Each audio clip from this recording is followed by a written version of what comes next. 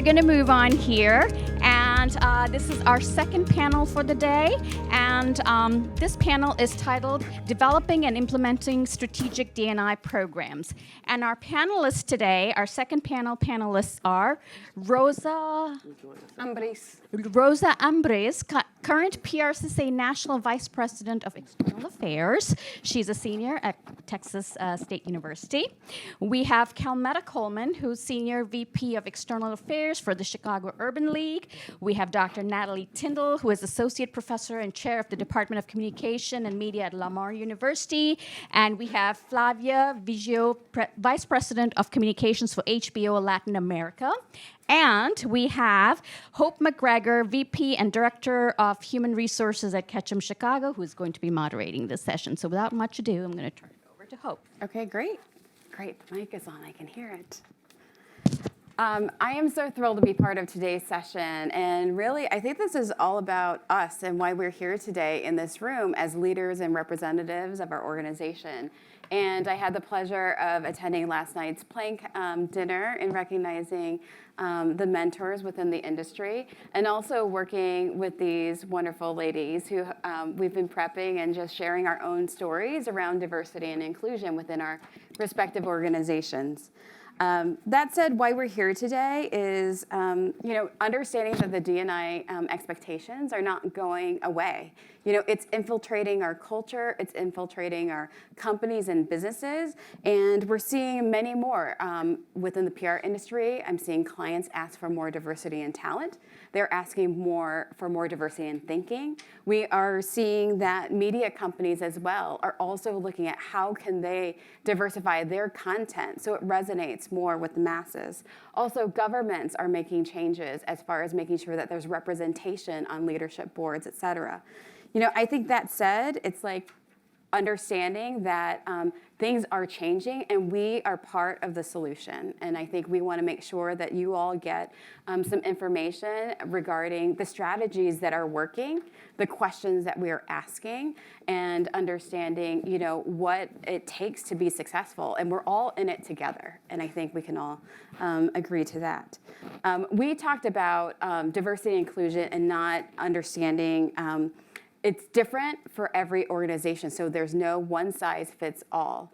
But I think what we agreed to as a panel is that it's about the impact that we want to make. We talked about measures of success earlier, but what is that impact that we want to make at that organization? How can we, as leaders, continue that momentum, knowing that it's hard and knowing that you have to keep your foot on the gas? That said, I would love to, kind of start off. I think one of our panelists in the earlier forum talked about one of the strategies when it comes to diversity and inclusion is listening. And we have benefited from this session, so thank you, Planck Center, for putting this together and giving us a time to focus on this topic. But I would like to ask each of the panelists, what have you heard from your time here already that is informing a future strategy or potential at your organization? So what I've learned so far is the business transformation aspect from not skills, but the mindset. So a lot of us students, I represent a student organization of 11,000 members, and a lot of us are faced with, hey, you have to have this certification, you have to have this type of education, you have to be top tier GPA, and that's very limiting when you're trying to be jack of all trades and master everything, and yet the mindset, the mental health, that work-life balance that we talked about earlier is not complemented in that. So I think working with that mindset and respecting that, but also as a millennial Gen Zer, being open to those possibilities and being open to that professional guiding you. So one thing that I will say, my organization is a little different. I'm with the Chicago Urban League now, where we focus really on trying to help ensure equality and equity in workforce and housing in a number of areas. And one of the things that we have been thinking about already is how do we recognize this problem, actually because the woman at Kivett, who spoke earlier, Mara, you guys may have heard from, approached us recently about this problem that they were having with retaining minorities and particularly African Americans. And because we do a lot of work around workforce development, we were already starting to think about how do you address this problem, because it's not just in PR. We see it in professional services in general. So a lot of the things that I heard today in terms of how do you approach that, in an effective way can really help inform that strategy for how we can help other organizations. One of the things that I heard not quite in this way was really around proximity. Someone said that, the person who, the considerations that go into who gets the internship might be that the client's son wants it or the neighbor's kid or something like that, which really helped me think about how we can help bring the people who are in the organizations who make those decisions in closer proximity, because that's really what that's about, to the talented individuals who can really help diversify their organizations. I picked up two things. One is the internship bootcamp idea, and I think that has so much value and so much weight. There was something similar to that Ketchum used to do I'm dating myself, in the 90s and 2000s when I was a student at Florida A&M University, Rattlers, all right. And then also, there's a real need to have discussions about first-generation students. In public relations and at the socioeconomic outcomes and decisions they have to make. And I think that is something that's clearly imperative from what I've been listening to, and there's no research really on that. We've done research on race, we've done research on gender, but in terms of first generation status and the expectations and the limitations and the barriers that they face is something we definitely need to do more work on as an industry, but also as a PR researchers as well. I have been thinking about a couple of things this morning. One of them, clearly to me, is that language is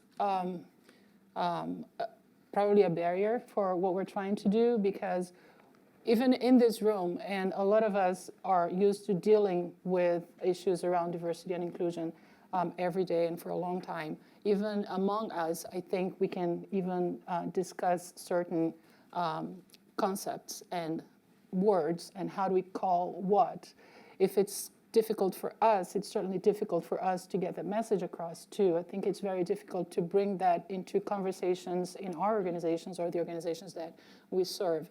So that's probably an important and basic issue that I think, as we move forward, we could even try to address. How do we call things? How do we name things? The other thing is that it's about context, right? It's about perspectives. Diversity is about your perspective and how you see things. I was talking to my colleagues here that I didn't know I was part of a minority until somebody told me, and I didn't realize, because where I come from, I'm not part of any minority. I'm just a regular person. And then all of a sudden, I'm put into a group, and I'm having to fight for my rights. I'm sorry, I had them already. So it's what Don was saying before, and Don really is everything that we see. It was such a great learning opportunity to have worked with him in the past, so everything he just said here was, again, very inspirational to bring back those memories.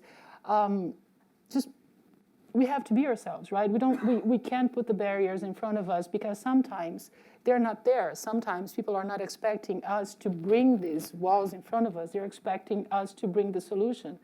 Now that I am further along in my career, not to say older, and I'm looking at people that come in with a lot of ideas and suggestions and recommendation and impetus, and I just want not to be a barrier for these people. I want to allow them to bring all of that into their work. So, well, these were a couple of thoughts that I had from this morning. No, thank you very much. As we talked as a panel earlier as well, in an area that we looked at, and I think you talked about, is marrying that passion and understanding from the panelists, like, how do you get your drive and inspiration in this space? It can be tiring, it can be frustrating, but what drives your work, either from your professional experience or from your personal experience? Coming from a student perspective, I think with that question being originally, where's your inspiration for this? It's not really inspiration. It's motivation, it's ambition, it's walking into a room and seeing that I'm the only Latina in a really white male-dominated field. It's being first generation, seeing that I have no reference point or no one else to fall back on and say, how do I do this? How do I prepare myself for this interview? What do I need to wear? What do I need to say? What research do I need to do? Who do you know? That sponsor, that mentor type relationship, it's very limited when you're going into an industry that has been already built by history and previously on dedicating themselves as resources to a certain type of group. And so I think just stemming from that, coming from a daughter that's from an immigrant and a woman who's half white, half Japanese, I've lived diversity. It's who I am. You know, I would have slumber parties and have friends over, and they'd be like, where's the pizza and the hamburgers? And I'm like, I'm rolling taquitos or I'm rolling sushi. It's one or the other. Like, you don't get the American food. So I think just living that and experiencing that and being able to take those parts of myself and apply them professionally has worked, obviously on a different level because it's professional, but taking that experience and knowing this is what I've witnessed personally as a person who lives diversity, who is diversity, and applying that, and then being able to differentiate between the cultures, right? Japanese, white, Mexican, they're all very different. So how have I managed my identity through my life in that, and how can I apply that in my professional world and in my work ethic and my work that I produce? You know, I would say that I get my inspiration around D&I from reality. Several of the speakers who spoke earlier mentioned some of the numbers and the stats, and we all know it. I mean, this room is very different than what most agencies look like in terms of who's sitting here. And so just recognizing that it's not only that we shortchange our clients if you're a PR agency, even though, you know, sometimes they are complicit in it, but the impact goes beyond that. So someone talked about different multicultural groups, and I know it's a problem among African Americans don't necessarily really know what a PR career path is. You know, like growing up, I knew that there were journalists, which is why I became a journalist. I knew that there were firemen. You don't really see big PR people where that becomes an aspiration. So recognizing that really shortchanges, you know, multicultural young people from potential lucrative career paths, or just really having a way to really use their gifts. That really inspires me, of knowing that we have to do better for all of us. And I come to this work from a place of frustration. I have done diversity research and talked about public relations diversity efforts since I was in graduate school. And every 2 years I say I'm going to quit talking about diversity and inclusion because it just feels like we're not getting anywhere. The conversations aren't going anywhere. The academic side and the practitioner side never talk to each other. So it's just incredibly frustrating, but at the same point in time, I work with students who look like me, and they don't see people who look like them in an agency. So that, again, is another source of frustration. So I have to continue to break through, and I have to continue to work, not for myself, but for my students, and so they can actually be successful in what they intend to do. Well, I think that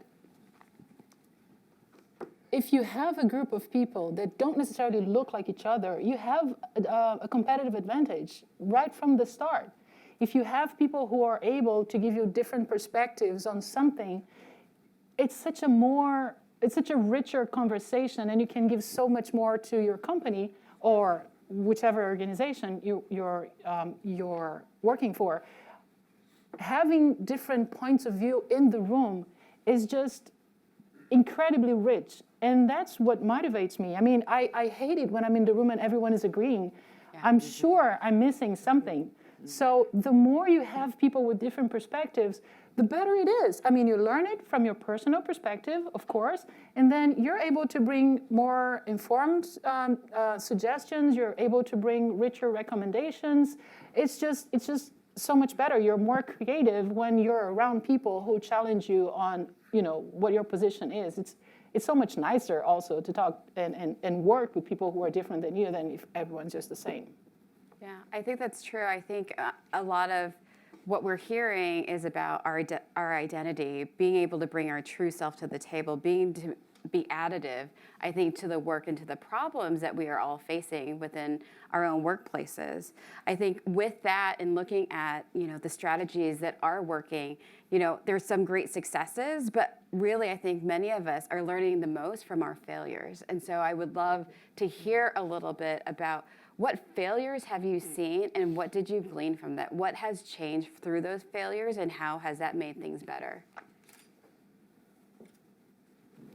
Oh, want to start from this? I'm happy to start.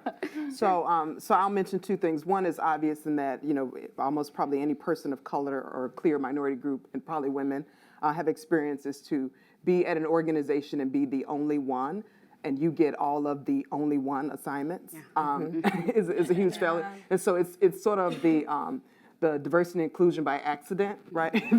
that they look to you because they think, oh, she's Black, she will be able to handle this Black account or be able to work on this particular subject. So, and perhaps I can do a very good job of that, but also maybe not. And what it really misses is that I can be so much more in so many other ways. So I think that is one.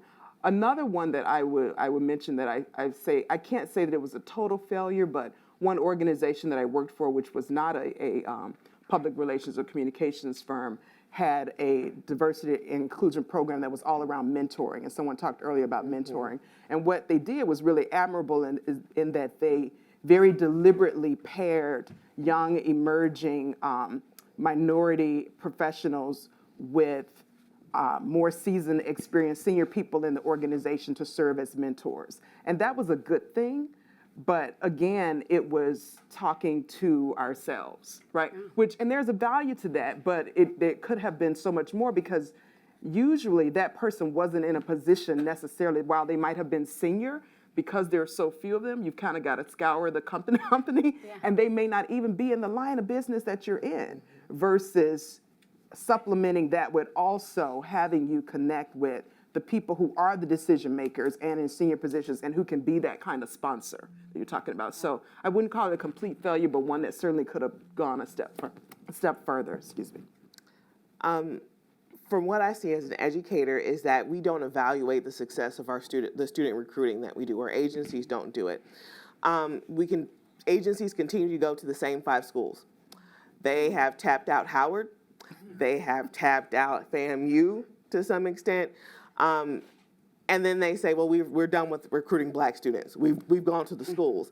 There are other schools that have minority students, predominantly white institutions that have large students of color bases there, like your Texas State, like a UTEP, University of Texas El Paso.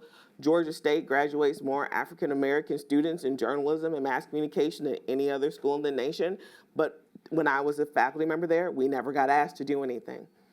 So I think that is one of the problems, is that people tend to stick with what they're doing and they continue to do that for years and years, but don't actually evaluate the success in of their programming. Also, again, we continue to use this, continue to talk about this diversity pipeline. And I think the question, it always goes back to the talent, and everybody talks about the talent in the pipeline, but we neglect to question what exactly makes up the pipeline: the organizational culture, the values, and those types of processes. Those things need to be questioned just as much as the talent. Some of the organizational cultures are toxic, and they need to be challenged. I don't think we do enough of that. We're always talking about talent is dripping out of the talent pool, out of the pipeline, but we never question the pipeline and how it's built itself. One thing that I always want to make sure is that not only we're attracting talent, we're keeping them, and we are, keeping them interested and keep them wanting to come back. I think one of the things that we fail to do is when we let someone go because they had issues and their lives changed, and then they can't come back. And so I think that is a failure of the organization to be aware and prepared for that. I think so. After McDonald's, before I joined HBO, I spent a few years with Golan, and I recently saw the launch of the new program, which was already part of the agency mindset, which is making sure that if women go out to have babies, they are allowed to come back and protected. And the agency has launched a campaign that I really, really like, and it's called Have Her Back. And it's just great because we have to make sure that if our industry is composed of 70% of women, we have to have enough women coming back, right? Thanks, men, for being there too and filling out the ranks, but we also need a lot of women. And if we can have them back once they've had babies, or if we can just make sure that we are recruiting women enough, then we'll be able to have great teams. We can't just have teams with the people that you have at hand. You have to have teams. You have to strategically plan for that. Yeah.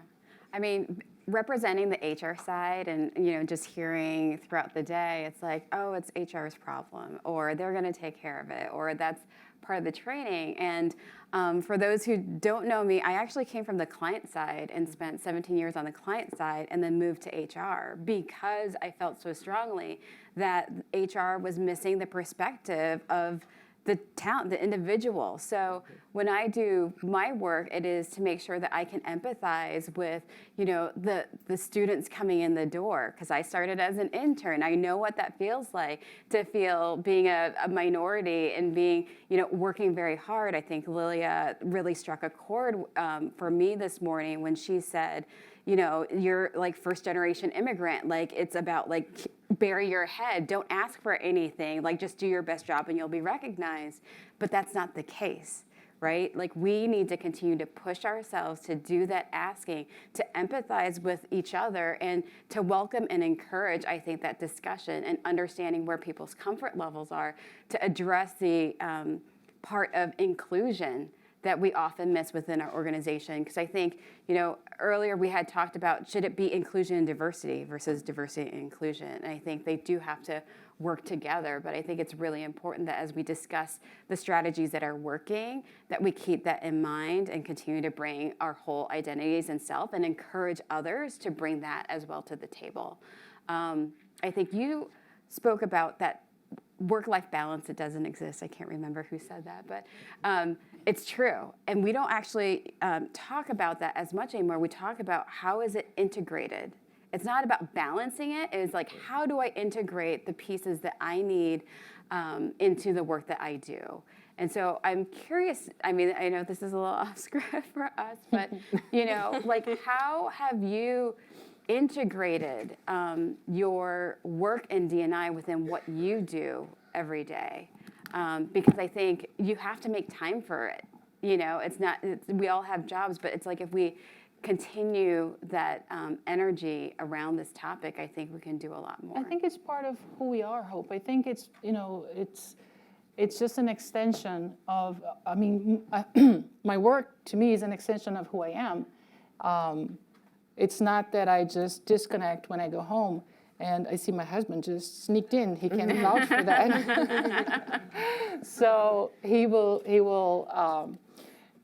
certainly tell me if I'm lying, but I can't. I don't disconnect, and I don't do vice versa. I don't disconnect from my personal life when I get to work. Mm-hmm. It's part of who we are. I think I'm this, and this is what I bring to work. Rosa was just recently spending some time with us. I hope you enjoyed it, and we paid you for your internship. Yeah. Very good. Excellent. But we got way more from Rosa than we gave her. So I hope that she'll be, gracious to in the future help us some more. But right, Rosa, I think that's what we need to do, right? Yeah. We need to just be ourselves and dedicate ourselves to what we love, and I think by doing that, we'll just bring other people with us. Yeah.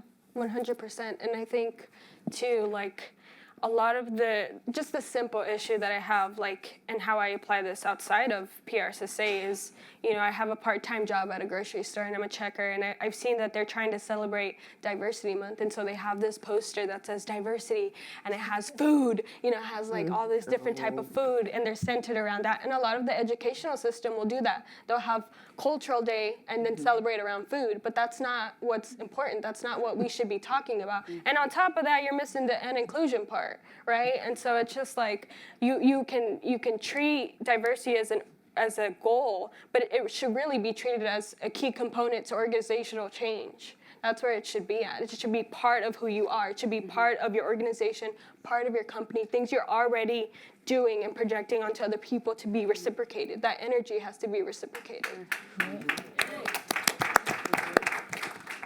Clap. It's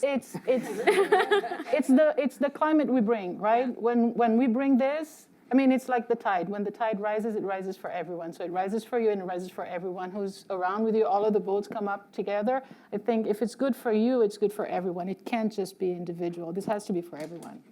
Yeah, absolutely. I think the other piece that we talked about, and I think I'd love to just dig a little bit more on this, because I think this is something, it's a real problem, and that is the retention. I think at our organizations and companies, whether it is enough students entering the programs, whether it is enough interns or even senior level executives at our own agencies, like, you know, I think sometimes we're like, hey, we've got a lot of great candidates, but I don't think they're staying. They're not staying. They're staying for maybe a year, maybe 2 years. And you have to get to the root of why is that. And so I'm curious to hear from the panel as far as like, what can help aid in that retention? What has allowed for that sense of belonging? Not just like, you know, I'm here to do my work and serve my role.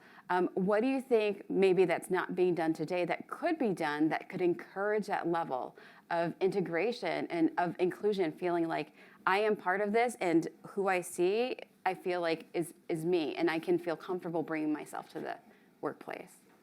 I will start with PRSSA. We started an international ambassadors program, and that stemmed from the fact that we had an issue with the international chapters not being connected with the U.S. chapters, and so the scholarships are in English, but they spoke Spanish. The resources that they needed, the booklet on how to develop a chapter was all in English. And then on top of that, they didn't have any representation within the US when it came to national events. And so we started this program to have one representative from each region come to a national event, present to all the students, give them a taste of what PR is in Colombia, Argentina, and Peru. They need to see that. They need to see that it's different, and especially if we have members that are wanting to intern outside of the US and have those international internships, we're tapping into their network as well.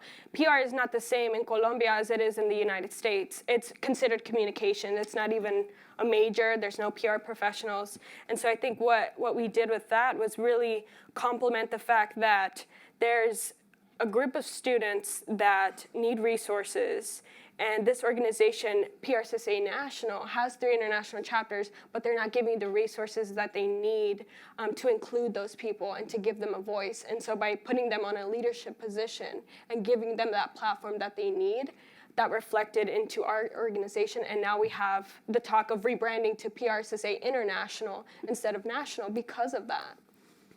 Inviting perspective. Yeah, so I'm going to start with what's probably the most obvious in terms of retention, because firms do often wonder, okay, we can hire an African-American, Latina, but they don't stay. And the main reason that I have seen is really the sense of lack of opportunity, because quite often people starting early in their careers in entry-level positions within PR started with a group of, and let's be frank, it's largely white women who are their same age, and they watch them 1 year, 2 year out become vice presidents, become, you know, managers, and they are still account coordinator. And at some point, you know, maybe you ask about this, maybe you don't. It's quite natural also to just assume, quite frankly, that it is a lack of interest in diversity, and if you can go somewhere else and feel like you're more valued, you will. Okay, that's just clear. So I think the way to address that is that we have to actually be deliberate in trying to cultivate those people, cultivate leadership, and really help them see a path for themselves, which means we have to actually be serious about building and creating a path for them. And it can't really look like, which quite often it does, that so-and-so is just getting promoted because she looks like you. And we also, at the same time, we can't ignore that we do have an affinity. I also worked at an organization where they had resource groups, but we call them affinity groups.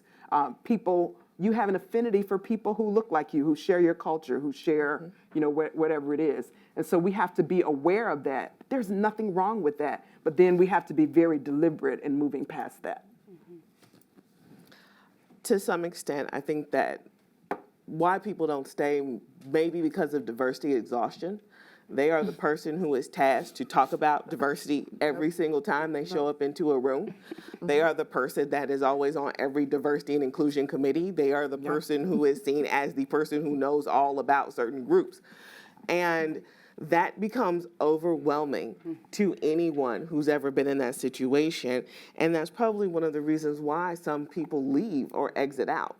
Also, the research on this has been clear. Brenda Wrigley did some of the preliminary research on the Velvet Ghetto 20 years ago, 30 years ago, and it's still the same. There's still the same sticky floors, the same vaulted rooms, the same glass ceilings that we have. And the research has been there. We're waiting to mine it for you and to talk with you about it and bring it into your agency so you can have those conversations. The work has already been done. We know why people are leaving. It's because of the same things that they identified 40 years ago on that report that Marilyn Kern Foxworth identified with Black practitioners in the 80s, the same things that Richard Waters and I found out with lesbian and gay practitioners in the early 2000s. We know what's happening. It's just a matter we just need to be tapped and brought in, and we can talk to this about you as well as help you create those questions and ways for you to listen to what these people who are exiting or getting ready to exit or want to say to you. You guys are absolutely right. I think you covered the important points. I think we have to keep in mind that we treasure what we measure, right? We have to keep those numbers in front of us. That's not just a reference. That's not just a number to be there. That's a number that we have to look at. We have to be honest about them. And we have to have senior management in our companies understand what they mean. Understand what they mean from a recruiting perspective, from a retaining perspective, and from a consumer perspective as well. So, I mean, we have to be credible as brands today. We have to represent, what we do, and people are looking beyond what you say. Thank God. So that's really important. You have to keep your work honest. It's not easy, of course. It's much easier said than done. But you do need, in our area, I think we do need that intellectual honesty with ourselves. Yeah, and I think with the leadership, within your leadership organization too, right? It's like you can be inside, but you want to also have the perspective of outside in. What does that feel like? And ensuring that, I think you said deliberate. Like, I think when we're looking at strategies and implementing, like, how can we be deliberate? Is it like making diversity and inclusion a topic of every senior leadership team meeting? Is it making sure that we are asking the questions? And why are we waiting for the exit interviews? Yeah. Why don't we do the interviews a little bit earlier? Why don't we have like a 30-day in? And I think these types of questions can help inform how we better understand, do that powerful listening that we should be doing in order to activate and implement the right strategies. Yeah. Oh, may I add one thing on this point? Another issue that I think, a way that organizations can address this is that we build these diversity and inclusion strategies, or we have these ideas about how to retain people. And quite often, the folks who are making those decisions are not representing any of that diversity themselves. Mm-hmm. You cannot build a successful program on how to retain, whether it's people with disabilities, African Americans, Latinos, Asians, whatever it is, without talking to them. Mm-hmm. So they actually have to be a part of developing the program or the strategy for both bringing them in and retaining them. That's absolutely true. I think I would say too, as we're talking about the various strategies, what's working, is there anything that you would share as far as like, how have you been able to sell in? We've talked a lot about leadership, creating what the impact is, but I think everyone is very well aware of these situations where resources are limited, resources in time, resources in funding, the example of the, only enough money to have 2 rooms at a hotel for a conference, or, like when you have to implement like X amount for talent recruitment, and can you visit all the universities that aren't on the typical list that you typically get referrals to? So, I think that is something that's very real for many people in the audience. Or, how have you found within your experience of getting around that, or helping to make the case, or getting more funding, people resources, dollar resources to do what you want to do, which is right for your organization? In terms of recruiting to colleges that aren't in major metropolitan areas, or who aren't aren't the typical universities we typically recruit at, virtual career fairs, any type of virtual thing you can do, coming in and talking to classes that way is a huge help. And that's something easy. It's just Skype. We'll take you. We'd love to have you in our classes. We need you in our classes because our students don't take our word for it. They take your word for it. So Sign me up. Oh, awesome. Thank you. So and that's one thing that you can do easily and quickly and with very little cost, is those types of engagements. Also, agency tours, that was something I did in Atlanta, something I know that people do at many different universities, where people will actually come 4 or 5 hours away to come just sit in your office and look at a cubicle, because they've never seen a cubicle in a PR agency before. And they will sit there and talk with you and engage, and that's a great opportunity and a great opening for you as well. So really just thinking creatively with professors, brainstorming with us, brainstorming with departments. We have a lot of time. We'd love to work with you. Just tell us what you need. We'll find a way to make it happen for our department or for other departments as well. Can you guys tell me who are students here?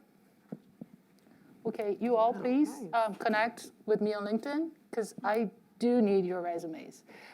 We are always looking for great talent. That's so important. I mean, even if you're not a student and you want to connect on LinkedIn, please do.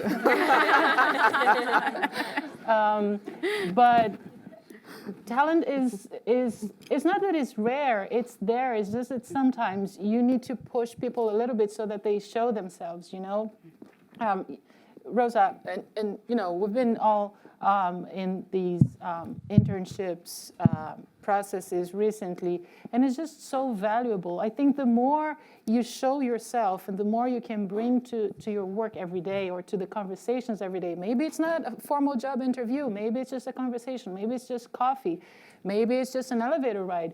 I mean, just let's take advantage of those opportunities and get to meet people, because we're here, I think we're here for a cause, right? I totally believe in purpose. I think what we're doing must have a purpose in the end. We're not just selling stuff. We're selling stuff because I hope we believe in what we're selling. So that conversation is so important. I think we need to have more and more of that. Quality, honest, intelligent conversations. Just bring your own self to the conversation. I can't say any more than that. I'll just keep repeating myself, because I think that's really important. Yeah, I think that's true. I mean, Calmetta, you said it, I think, earlier. It's about proximity, right? And if you're not exposed to people, it's very hard. I mean, most of the resumes I get are referrals. It's from people I know, I've met with, and that goes a long way. But if you're not in those circles, if you're from your school is the first PR school program, and you don't have that. So these types of opportunities are so critical as far as like getting your name out there and understanding and learning and saying like what is out there as far as an opportunity within the industry. And it's not just communications, it's internal, external, it's digital. Yeah. It's like we work in so many different mediums. So I think there's so many opportunities that maybe we are limiting ourselves about how the words that we choose to describe what we do. And so I think it's really important that I think for all the students, and all of us are students in our own way, constantly learning, are really striving to do and to get as much out of this session and just the people that we're interacting with too. I'm going to end with making sure that everyone here gets the last word. just to try to help with keeping with time. But if you had to leave your audience with just one piece of advice, like what would that be? Well, my audience is students, and it's also professionals in the industry. Hello. And if you haven't joined PRSSA, come talk to me so we can talk about that afterwards. But two things, I think, for my two different audiences. For students, be prepared and be open, but also make sure that, a lot of what we see and what we're taught from personal perspective too is like you have to have this, you have to be this way, you have to have a certain thing. Don't be afraid to think different, don't be afraid to be creative, and we'll talk more about this later. But that's just from the D&I perspective. A lot of us growing up, we've been denied certain things, so don't be afraid to be those other things, especially in this industry. And then for the professionals, be open to mentoring and sponsoring us students, especially as students of color. We need it. It's rare for us to see someone come and talk and be the CEO or vice president of a company. It's extremely rare, and it's magic. It does so much for us to have, Flávia, for me, to see her in her position. It's inspiring, and it motivates me to keep that and follow that and give that to someone else when I'm older. And vice versa. Yes. It's really important. We need the conversation. Yeah. Calmetta? So I would say to both the students and the current practitioners, when you get that opportunity to be the one in the room, whatever form of diversity is that you represent, knock it out of the park. I mean, at the end of the day, it's really results. That's the thing that drives it. That's the thing that's going to be the decision maker that says, this was a good hire, is to really go in and get results. And then finally, I'll say, because we were doing HBCU shout outs earlier, I'm a Dillon University alum, HBCU in New Orleans, recruit there.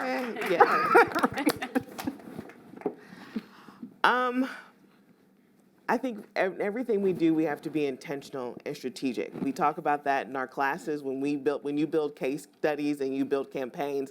If your goals aren't strategic and your objectives are strategic, you probably will fail, right? At least in my class, you would.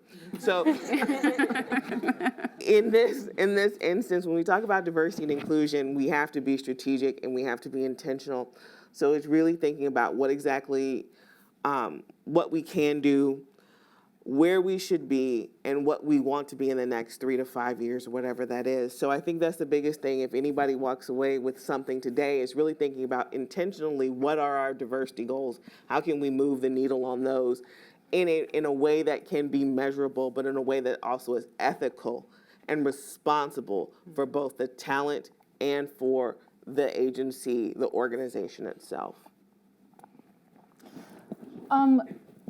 I think to me it's a little bit more of what I think I've been saying, and it's, just we have to be very honest about what we want to do.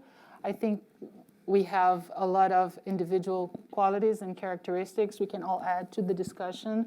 We're only a diversity when we're not among our groups.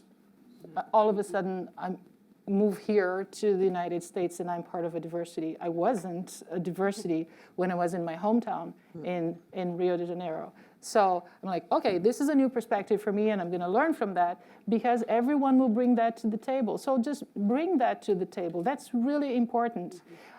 It contributes to the conversation, it helps educate people, and sometimes we have to have a little bit of patience because we don't see what we don't see.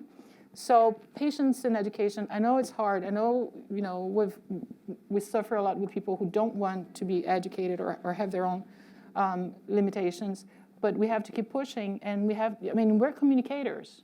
We have to bring to the table the same issues that we want to get out there. It's just part of what we do. We are our own audiences in a way, so we have to make sure we can manage this, because the audience outside is so much bigger and harder. So this is part of what we do. We have to be honest about what we do, and we have to be honest about what we're promoting. I have to give a big shout out to my mentor, who's Bridget, who's back there. We've been working together for a few years. and she's always been an inspiration. So that's really important. I mean, find people who will mentor you and, bring into that conversation. You have a lot to give to, and they have a lot to give to you. Absolutely. I think we're going to go to questions. Yes? About Can we 10 go? minutes for okay, questions. Great. Yes.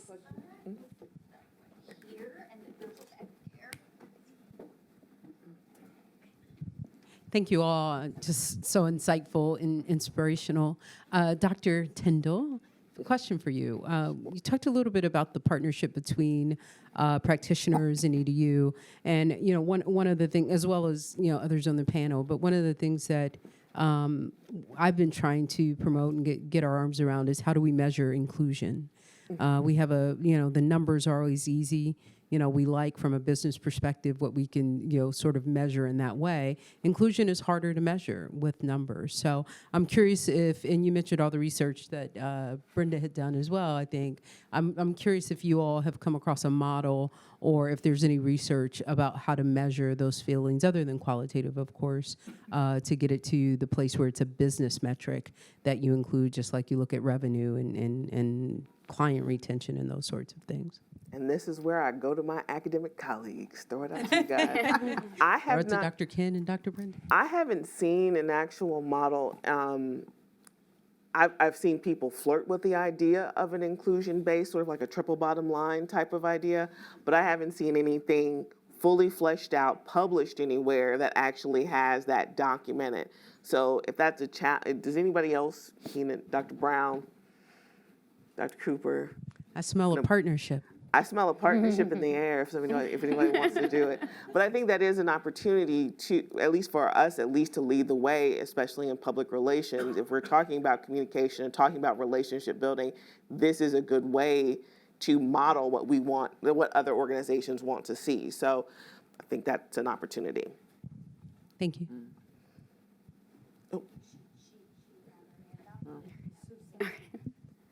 Hi, I'm Gabi. I'm from the University of Florida, and Go Gators.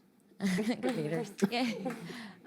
So one thing that stood out to me was, Calmetta, how you said that being the only one and having the only one job. So I'm from Venezuela, and I cannot tell you how many people till this day tell me, "Oh, you're from Minnesota," and I'm like, "No, it's Venezuela. It's a country. It's a country." Yes, it's really sad, and it's really sad that we don't have cultural education and cultural knowledge. So my question is, how do you think we can include cultural education in our field to be able to efficiently implement diversity and inclusion? Oh, wow. I'm still trying to get over Minnesota and Venezuela. So, I would say that that I think it sort of starts with what I've heard a couple of people talk here about is bringing your whole self into the situation. So you as the individual, you can only educate so much, but it's really about, sharing sort of who you are, but more importantly, who you are and how it's effective to that organization. So I'll share a story. When I started my career as a reporter for the Wall Street Journal, I was 23 years old. Every now and then, I would go to my mailbox at work and someone would have put a annual report from either Johnson, the hair care, I don't know, some people might remember Johnson, the hair care, the black hair care company, or something from Ebony Jess. Something, it was always some like off thing, and they would never bring it to me. They would stick it in my mailbox, and I'm like, I don't cover that, right? Like I don't cover that, and so that I just had to start saying, I would sort of take them at first because I was just so grateful to have a job, and then I had to actually start saying, hey, look, guys. If you want me to do this, I will do this, but this really isn't my, my thing. And so you have to sort of overcome that sense of shyness and sort of being who you are and speaking out for who you are and what you can do. And it's like, I'm happy to do that, but that's not all that I can do, right? And I'm from Mississippi, not wherever, right? And one thing too, just to follow up, is that in terms of the classroom experience and talking about building cultural awareness and diversity, ask your professors, are there case studies about South America, Venezuela that we can cover in class? Is there something that I can bring in? Is there, that also helps with that too? Because again, a lot of people just don't know that they don't know. And I think that what we can do is in a classroom, since that is a safe space to have these types of conversations, you can bring up these types of issues and say, this is how PR in Venezuela is done, or I'm really from Venezuela. Let me show you where it is on a map. And you can actually have those conversations in class. Yeah, I would add to that, you know, I always think like from the HR perspective of not assuming. And every opportunity that we have at the agency, we want people to opt in versus just assume that that's what they want to do. And I think that's really important, is to say, even it would be like, hey, we have this great assignment. It's a multicultural assignment. Who's interested in this topic? I don't care who you are or what your background is, but do you have that passion and why? And that's what you want to marry. You want to marry the right project with the right interests. And so we've been doing a lot more of that, of just allowing people to opt in and not just assuming that, hey, you're in this role, like you're going to want it, and I think that's important too. Hi, my name is Sam Malik Hassan. I'm from the City College of New York, senior.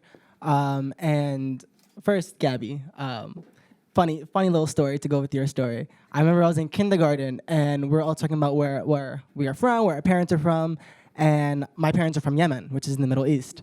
And my kindergarten teacher literally walked up to the globe, and she was like, show me. And as a kindergartner, I didn't know where Yemen was, so I don't think she ever thought Yemen was a real place. So yeah, it happens, yeah, same, I get it. But my question was, and I kind of want to bring up an elephant in a room, maybe it's an elephant in this room, but it's an elephant in a lot of places that too try to implement diversity and inclusion.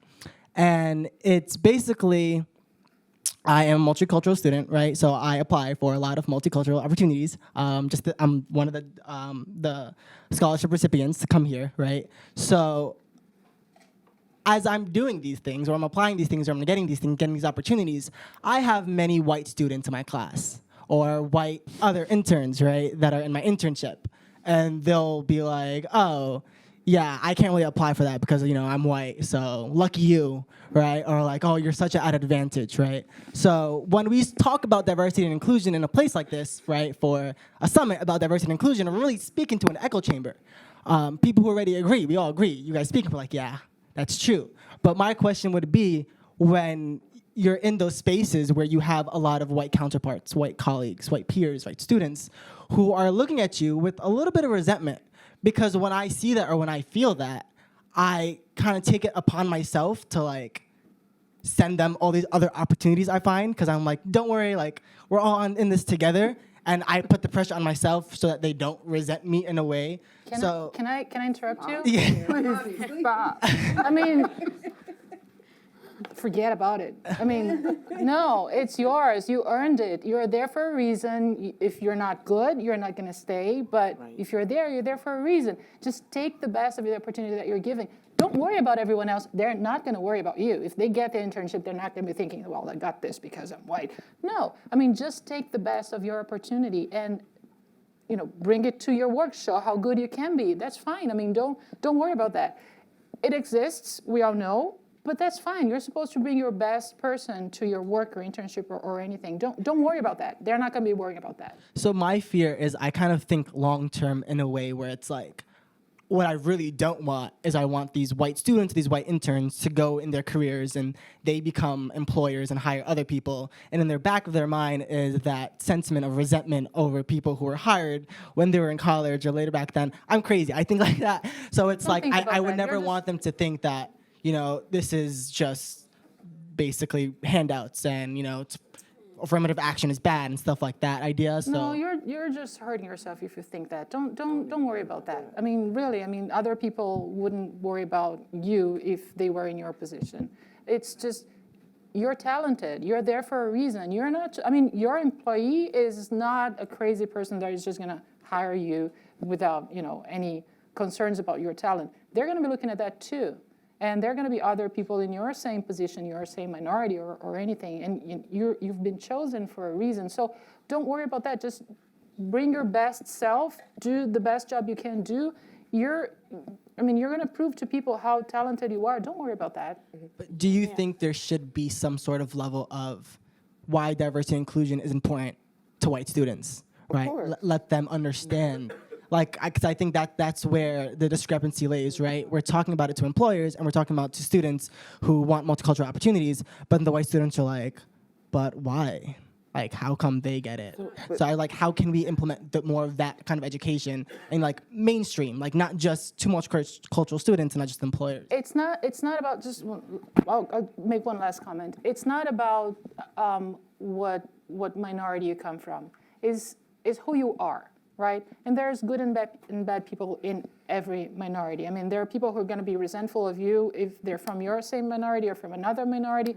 I mean, that's not what you should worry about. You should worry about just doing the best job. And whoever isn't happy with that, well, then they need to find something else to do and try another interview, another opportunity. Don't worry about them. Worry about what you bring to the job opportunity and to your career, and how can you be better. They will learn too. And there's good and bad people everywhere. I think that's what I mean. There's good and bad people everywhere. It doesn't mean that because you're a minority you're good. It doesn't mean because you're not a minority you're bad. Does it make sense? Sorry, I just Go wanted ahead. to invoke Don Thompson. Don't be your own barrier, first of all. So that just a reminder of that, because I think it's hard. But the other thing, I was about to jump in on my skin to say, is that they will have opportunities that you will never have access to and have. And so you don't give your opportunity back. Exactly. Because there are opportunities you will not get. So we all have to come to terms with who we are, where we are in this world, et cetera, but don't give up your opportunity for that. That's all. And I would just say more directly to the point, do not feel the need to respond to everything somebody says to you. I mean, you don't have an answer for that, because there's nothing you could say that would satisfy that person. You can't talk reasonably with ignorance. You can't, yeah. And the person obviously doesn't know anything about the history of affirmative action or the history that predates why affirmative action was needed. Thank you. And also what the industry Right, looks right. like and the percentages that are here. So you can throw all those facts at them, but as we are learning now, facts don't mean anything to some people. So it's best to sometimes just remove yourself from the conversation. Yeah, that's not your job. That's not your job. But I just wanted to say real quick that, what we haven't talked about is also the fact that those who are historically privileged also need to educate themselves about Exactly. Yes. what that is, right? Nilanjana, is there anywhere we can continue this conversation online? We have breakout sessions, Oh, so okay. we can have lots of conversation because these are important matters, and so please do continue these conversations. And I'm going to turn it back to Hope to wrap this up for us, so Pat can come and recognize our sponsors and our student scholarship recipients. Well, just thank you very much, I think, to the panelists. And obviously, there's so much more energy in the room to keep the conversation alive. And I would just encourage everyone. I mean, these are conversations we want you to carry to your workplaces. We want these conversations to carry back to your own community, because I think that's where we can start making some inroads as far as creating more positive impact when it comes to diversity and inclusion. So thank you.